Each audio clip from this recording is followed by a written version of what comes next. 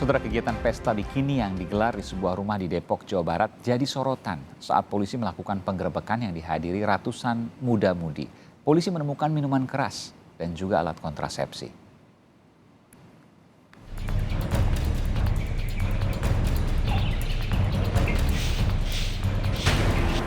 Minggu dini hari sebuah pesta bikini yang digelar di sebuah rumah di Depok, Jawa Barat dibubarkan oleh polisi. Saat penggerebekan dilakukan, petugas menemukan peserta pesta menggunakan pakaian yang minim. Pesta yang dihadiri sekitar 200 muda-mudi ini digelar di sebuah rumah yang memiliki kolam renang. Saat penggerebekan dilakukan, polisi menemukan minuman keras dan alat kontrasepsi yang belum digunakan dalam salah satu kamar. Tak hanya itu, polisi menyebut peserta pesta yang datang ke acara ini dikenakan tarif berkisar antara Rp300.000 hingga Rp8 juta. Kegiatan tersebut dihadiri oleh peserta yang berusia remaja ya, kaula muda lah ya, anak muda, dan berpakaian memang ya cukup seksi, kemudian juga makanya ditafsirkan berbikini karena ada juga kegiatan di sekitar kolam renang gitu ya. Kegiatan ini dihentikan oleh kepolisian karena tidak memiliki izin, kemudian mengganggu ketertiban umum. Oke, berarti ini sudah lama apa baru-baru ini Pak yang terjadi pesta bikini itu? Baru minggu dini hari kemarin. Maksudnya minggu. Sudah aktivitasnya sudah sering atau baru? Oh baru di tempat itu baru ya, baru ini hari. Sementara itu penjaga rumah yang digunakan untuk pesta bikini mengaku tertipu. Penyelenggara acara yang menghubunginya mengaku ingin menyewa rumah untuk kegiatan ulang tahun yang dihadiri oleh teman-teman dari kampus. Nanti pula saya istilahnya sama anak-anak itu tuh. Bilangnya apa bang mereka? Kenapa? Nyewa ini bilangnya apa mereka? Bilangnya dari kampus buat acara ulang tahun. Awalnya itu, ternyata. makanya harga ya kita kan buat pelajar juga kan, kata majikan juga harus ada inilah kalau buat ini kan buat pelajar kayak gitu. Itu harga-harga pelajar. Ternyata yang ditemukan malah apa bang? Oh ya acara kayak gitulah. Masa keberatan nggak sih dengan adanya hal Oh itu? sangat keberatan banget karena ya secara tidak langsung merugikan saya lah. Gitu kan. Kasus ini kini ditangani oleh Polres Depok bersama Polda Metro Jaya. Sejauh ini polisi telah melakukan tes urin terhadap seluruh peserta pesta dengan hasil negatif. Tim Liputan Kompas TV. Saudara, untuk membahas adanya pesta private atau private party yang juga menggunakan bikini di Depok dan ada ditemukan alat kontrasepsi digerebek polisi, kami akan membahasnya bersama dua narasumber, Komisioner Kompolnas, Inspektur Jenderal Polisi Purnawirawan Benny Mamoto, dan juga penulis buku Jakarta Undercover, Muammar MK. Selamat malam Bapak-Bapak, sehat selalu.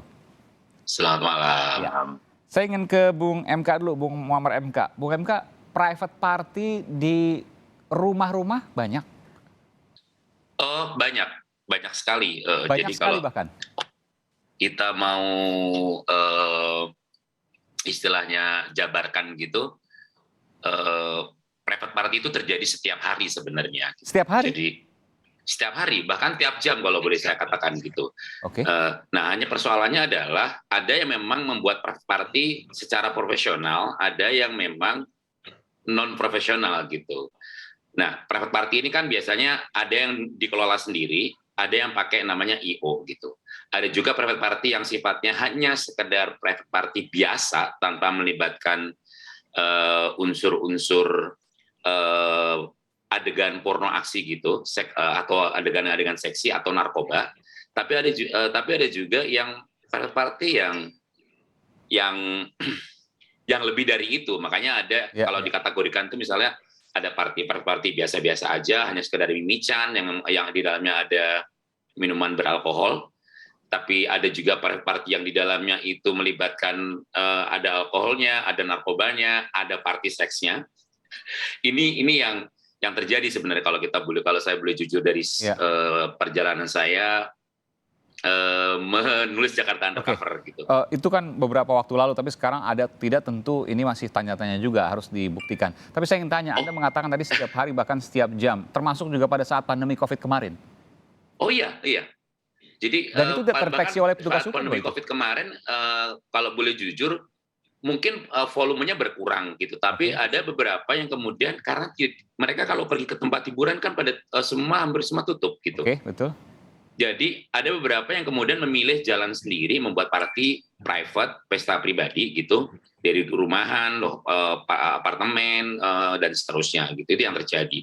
Kan saya kebetulan selama pandemi itu ada di 2 tempat ya, tergantung level PPKM-nya, ada di Jakarta, dan ada di Bali gitu. Dan saya menemukan banyak fakta tentang bagaimana orang selama pandemi itu kemudian juga menggelar pesta-pesta pribadi gitu. Itu yang pertama. Yang kedua, ada juga beberapa misalnya sejumlah tempat hiburan malam yang secara sembunyi-sembunyi itu tetap buka, tapi dengan tadi membuat private party sendiri gitu. Jadi tidak terbuka untuk umum, kecuali untuk mereka-mereka yang kemudian berani membayar mahal dengan aturan tertentu gitu misalnya di karaoke gitu. Ada yang memang masuk ke dalam itu harus melalui tes antigen dan seterusnya gitu. Oke, ya. Tapi saya ingin tanya, kan begini, kalau seandainya private party di rumah-rumah misalnya, di komplek, ketahuan sama tetangga dong, pasti dilaporin. Ya, itu yang saya bilang bahwa kalau yang bikin itu event organizer yang udah terbiasa, dia udah mikir tempatnya ada di mana, yang jauh dari, misalnya dia pasti menghindari komplek perumahan, itu satu. Kalau itu yang bikin profesional gitu. Nah, yang membedakan kan sebenarnya gini, Bung Aiman, yang kalau private party yang dibikin di rumah kemudian jedang-jedung kayak yang terjadi di Depok itu kan ya memang mengganggu ketertiban gitu kan. Sebenarnya kalau dia tempatnya berizin kan tidak ada masalah gitu. Di Jakarta tiap hari party seperti itu terjadi gitu. Bahkan lebih dari itu gitu. Tapi tempatnya memang berizin kan karena dia memang berizin sebagai tempat hiburan. Yang event organizer yang kemudian secara profesional mengelola private party, dia sudah tahu tempatnya mana yang aman untuk dijadikan sebagai private party gitu. Ini kayaknya IO-nya masih coba-coba, jadi main bikin aja gitu. Karena secara activity itu kan paling ada musik, minuman keras, terus ada beberapa orang yang nyebur di kolam, terus kemudian ada beberapa yang kayaknya jaga-jaga dengan membawa alat kontrasepsi kalau terjadi, atau kalau terjadi kemungkinan gitu, misalnya sampai ada bonus misalnya gitu. Saya ke Pak Beni. Pak Beni, apa yang dilanggar dari private party di Depok ini? Supaya kemudian bisa menjadi edukasi publik juga. Pak Beni, bisa jelas mendengar saya Pak Beni? Iya, kami masih mencoba menghubungi Inspektur Jenderal Polisi Purnawirawan Beni Mamoto, Ketua Harian Komisi Kepolisian Nasional. Pak Beni tengah bergabung meski masih belum bisa mendengar apa yang saya sampaikan. Pak Beni, selamat malam Pak Beni. Iya. Saya kembali ke Bung MK. Bung MK, kalau Depok ini apa yang Anda lihat mengganggu ketertiban dan lain sebagainya? Apa yang kemudian Anda tentu punya pengalaman ketika ada di komplek dengan IO yang mungkin tadi Anda katakan coba-coba dan lain sebagainya. Apa yang bisa Anda sampaikan di sini? Ini sebenarnya yang agak mengkhawatirkan karena gini, ternyata bahwa gaya hidup pesta gitu itu ternyata sudah merambah ke wilayah-wilayah yang notabene sebenarnya kan dia tidak Jakarta kota gitu kan.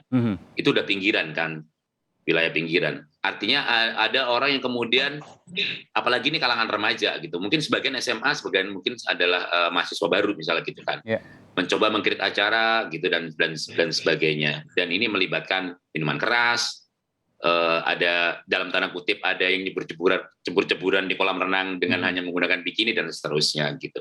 Ini kalau secara aktivitas sebenarnya dalam tanda kutip kalau itu di tempat hiburan malam ya biasa gitu karena dia berizin sebagai tempat hiburan malam gitu. Ini karena di rumah ya sudah pasti dia tidak berpengalaman membuat pesta, jadi apalagi 400 orang pesertanya. Pasti mengganggu ketertiban umum dengan musik DJ sekencang itu gitu. Iya. Saya ke Pak Beni. Pak Beni sudah bisa mendengar saya, Pak Beni? Pak Beni Mamoto, Inspektur Jenderal Polisi Purnawirawan Beni Mamoto, Ketua Harian Komisi Kepolisian Nasional Kompolnas. Pak Beni? Iya, tampaknya masih belum bisa mendengar. Pak Beni, apakah jelas mendengar saya? Tampaknya tidak bisa.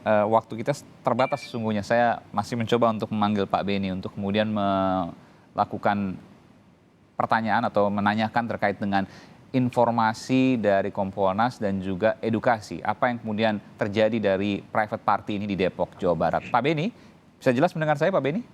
Ya, sudah Oke, sudah baik. jelas. Terima kasih Pak Beni. Akhirnya mendengar juga ini, karena tadi sempat ada permasalahan di teknis. Saya ingin tanya, untuk edukasi publik, apa yang dilanggar dari pesta private party di Depok, Jawa Barat ini? Ya, yang pertama karena tidak berizin, maka banyak hal bisa terjadi, khususnya yang berkaitan dengan pelanggaran hukum. Apakah nanti seks bebas, narkoba, kemudian minuman keras, Oke, dan sebagainya. Dan itu potensial ketika tidak ada izin, bisa terjadi perkelahian, bisa terjadi pembunuhan Oke. dan sebagainya sebagai efek dari narkoba.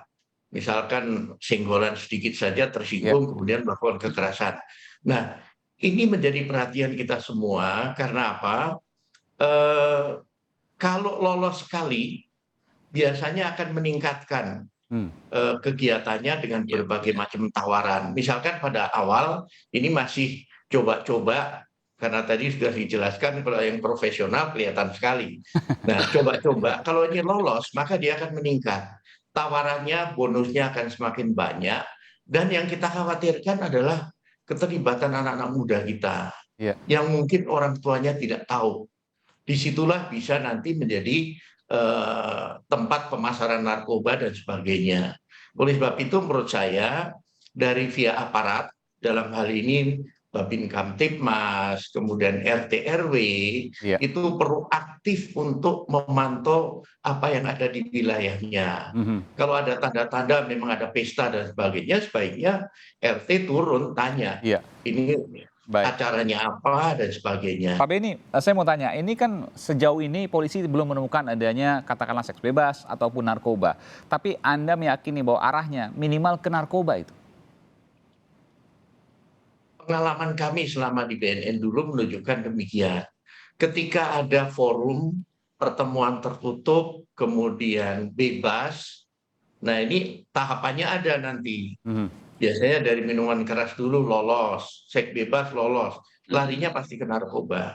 Dan ini yang sangat berbahaya ketika itu dibidik ataupun IO secara langsung atau tidak langsung bekerja sama dengan sindikat.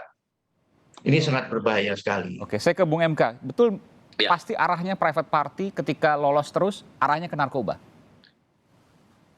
Biasanya kayak ada semacam udah hukum jamak gitu ya. Jadi biasanya kalau udah ada musik di pesta tuh ya pasti ada musik, ada miras, kecenderungan ketiga pasti ada narkoba, yang keempatnya adalah seks gitu kan. Gitu biasa ketiga ini menjadi kayak semacam pertalian dalam sebuah pesta gitu.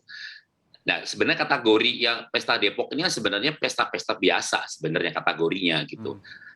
Benar sekali apa yang dikatakan Pak Mamoto bahwa emang ini harus diantisipasi karena bisa jadi kalau mereka jadi profesional memang bisa jadi partinya bisa lebih vulgar lagi gitu. Iya. Untungnya apakah udah seks ketahuan bebasnya dulu. ataupun narkobanya begitu ya? Yang sekarang harus diantisipasi adalah ya jangan sampai kemudian yang mereka anak-anak yang notabene masih remaja ini nantinya kemudian terlibat lebih jauh dengan membuat acara-acara yang seperti di Depok. Takutnya kebablasan. Baik. Saya ke Pak Beni terakhir, Pak Beni. Ini kan 400 orang, ratusan orang lah perkiraannya. Bagaimana kemudian mereka bisa berkumpul satu tempat dengan begitu cepat dalam satu hari? Artinya mereka memang mungkin punya komunitas atau sudah terbiasa sebelumnya?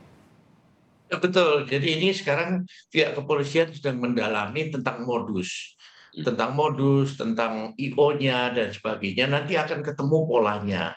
Bagaimana model undangannya, apakah lewat medsos atau lewat situs tertentu dan sebagainya. Ini sedang didalami dan diharapkan temuan nanti itu bisa menjadi acuan teman-teman di lapangan untuk antisipasi tidak terjadi lagi. Baik, terima kasih. Komisioner Kompolnas, Ketua Harian, Inspektur Jenderal Polisi Purnawirawan Beni Mamoto, dan juga penulis buku Jakarta Undercover, Muammar MK. Terima kasih, selamat malam, sehat selalu.